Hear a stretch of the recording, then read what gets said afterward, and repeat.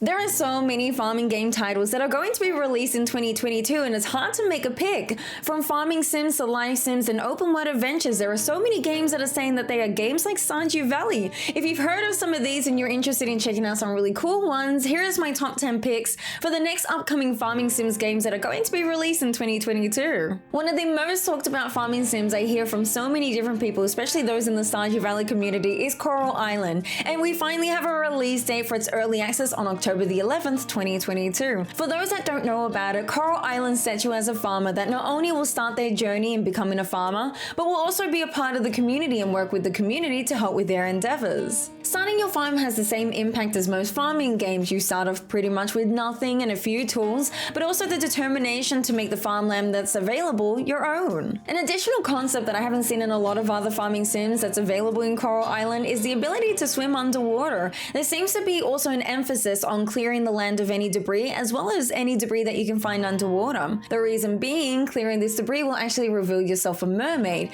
We're not sure if this mermaid is a part of Coral Island or someone that's helping you out with the debris, but I'm wondering if we get any upgrades or if we can interact with this mermaid to help them out further. Now, to those that are interested, yes, you can communicate with the townfolk over on Coral Island, and yes, there are also dateables. Just putting it out there, Yuri is mine, the one with the neck tattoos and the nose piercing, she's mine. But developing your relationship with the townfolk is going to be important, not just for relationship building, but also to get to know the townfolk. For example, maybe there might be a way that you can increase your skills, such as learning how to fight with Zara. Swirling the caverns are going to be a must when it comes to resources, with every floor giving different types of resources, and the further down you go, the more rarer the resources. There's even an elevator that will take you to every 5th floor within the caverns. Sounds like a similar concept I've heard before. Combat is also an important skill to upgrade, as there are going to be enemies within the caverns. I wonder if combat is going to be taken out of the caverns, or if we can only find the enemies within the caverns. Back at the farm, customization has a very similar feel to something like Animal Crossing, where both the exterior and the interior of the house can be customized,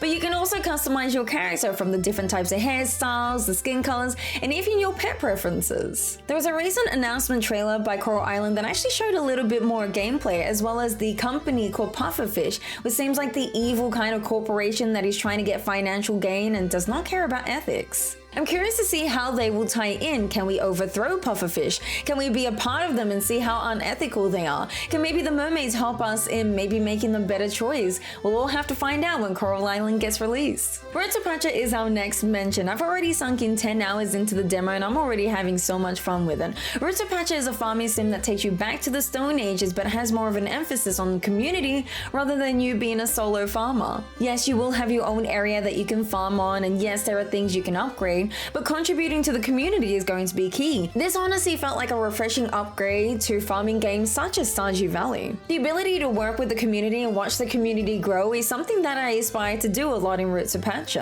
Essentially, your community has settled in on a new land, and it is up to you to start learning things about the land that's around you, including the types of forageables and crops that you can grow and the fishes that are available to cook. If you enjoy open world adventuring, this might be the type of game for you. Adventuring out to different parts of the land is actually encouraged, as there will be new resources that you can bring back to the community, but also some new skills that you can upgrade in the wilderness. You can actually gain your trust with the wild animals scattered in different areas around Rutapache, and with enough trust, you can actually invite them back onto your farm so they can start producing new products. The caves that can also be found here also have a new refreshing look. Not only will you be digging through here, but there are actually challenges that are going to be thrown at you, and it is up to you to complete this so you can progress even further. And of course, to those that love community, there are many community events that are going to occur, and there's many different people that you can talk to.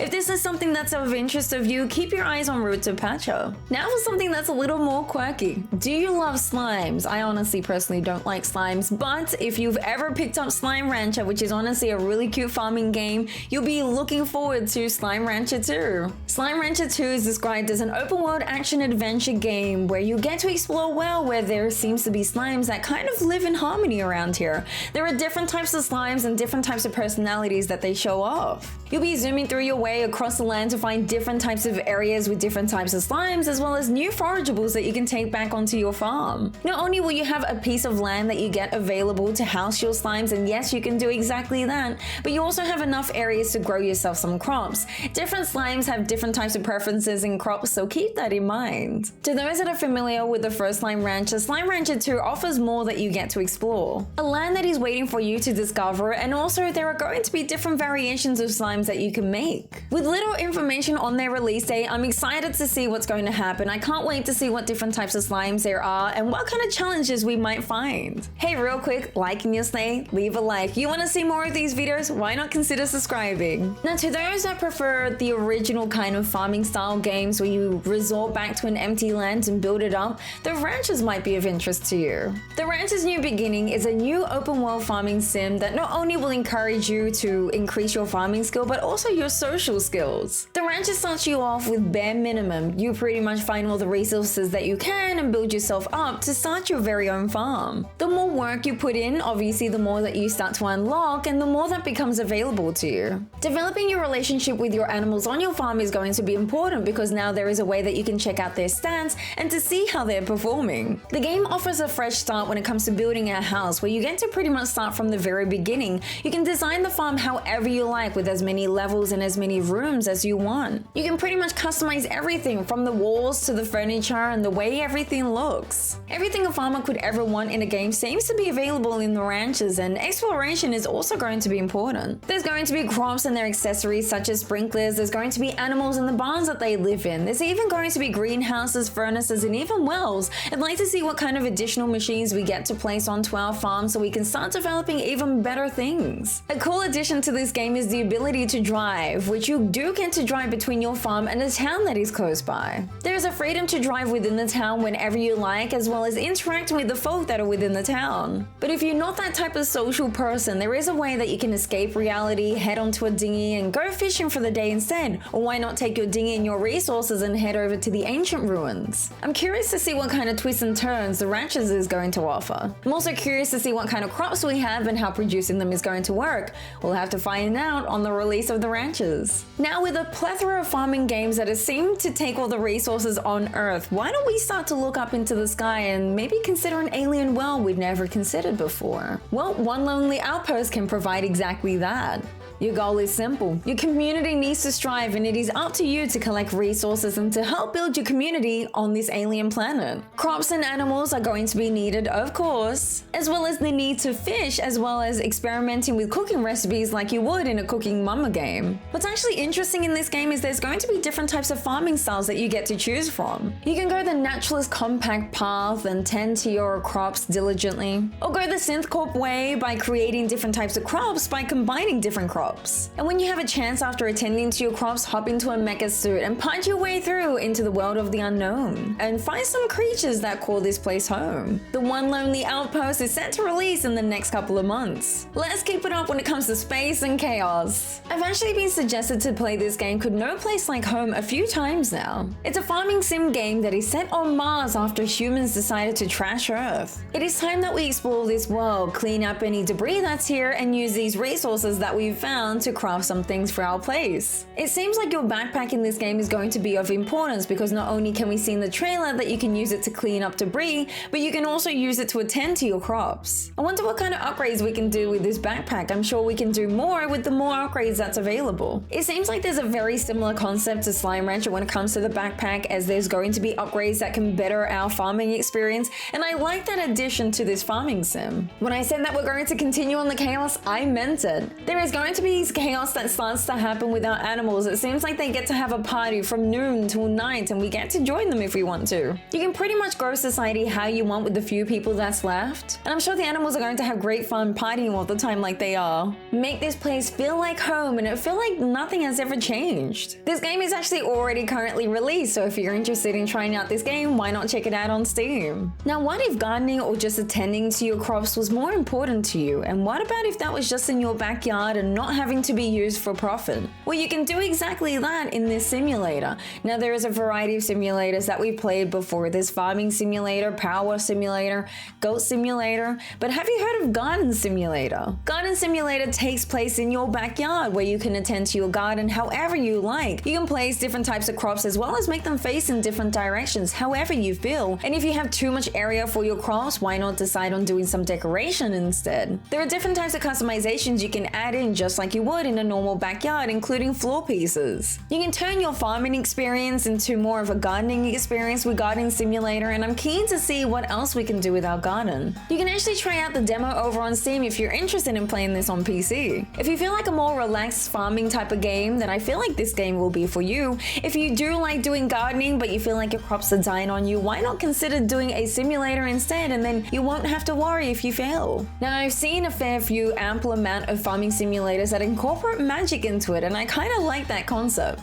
I'm actually interested in seeing how magic works in the new farming sim called Wylde Flowers. It's a farming game where farming and magic come together to create your story. You play as Tara, who seems to be a farmer during the day and a witch with powers at night. It seems like not only can you work on your farming skills and develop these, but you can also work on your magic skills to assist with your farming. Tara is also fully voiced, which finally we get a voice for the character that we can walk around with, and now we get to know what their thoughts are in certain situations. This is kind of like the same concept that we had with the backpack idea, but now with magic involved. I'd like to see what kind of fertilizers or upgrades we can get with our magic, and if our magic is only on our farm, can we possibly take it off the farm? Is there going to be a storyline that is going to delve us into the world of magic, as we can see that our grandma seems to be tied up in the magical world somehow? If you're interested in checking it out, you can check out the trailer over on Steam. Now, this next suggestion is to those that are interested in Stardew Valley and Pokemon if they were a game combined together. Have you ever wanted to farm along your gameplay with a friendly blob that's going to assist you? Well, Ova Magica offers exactly that. It seems like it's a world which not only are you going to be farming in, but you can start farming yourself some blobs with different types of personalities. You can take these little cute blobs along with you in your gameplay and allow to assist you on your adventures. You can have your blobs assist you by cutting down trees. You can also have different types of blobs that will water for you. You can even have a poop blob that will fertilize for you. Training them to become stronger is going to be important to increase their skills, which will make your blobs ever stronger. If you'd like, you can actually breed your blobs and have different variations of blobs. If you go in adventure and you find rarer ones, it'd be best to breed them to find out what kind of personalities they have. Adventuring out into the wilderness is going to be important not only for rare blobs but also for resources, but there are going to be encounters you will have with other blobs, and you'll need your blobs to fight them off so you can continue your adventure. If you're keen on building your farm, working with the community, and having nifty little blobs that are going to help you out, I think Overmagicka is going to be the game for you. I had to save the best till last, but this is more in the sense that I haven't seen farming games take on this concept before. The Wandering Village, that is set to release in summer or fall of 2022, is a farming game that takes after a mysterious toxic spore is contaminating the world. Only a small group of survivors have survived, and they continue to prosper on top of this giant wandering creature. You'll need to assist by building up the town, as well as encouraging the civilization to continue to grow with resources, as well as building up buildings on top of this moving creature. Keeping up with the community and making sure that they can continue to grow is going to be important just as much as keeping your wandering creature alive, as it seems like other civilizations that tried to survive on these wandering creatures haven't survived that long. This type of farming game takes farming sim and open world survival to a new level. Get it? Because they're wandering tall creatures? I thought that was good. If you're interested in this new concept, we don't know if there's going to be much of a story, but I am keen to see more about it. So if you're interested in this game, keep your eye out for Wandering Village. And these are my top 10 picks for farming sims. There's definitely going to be more that I'm interested in choosing, but I'll have to leave that for another time. Till next time, take care.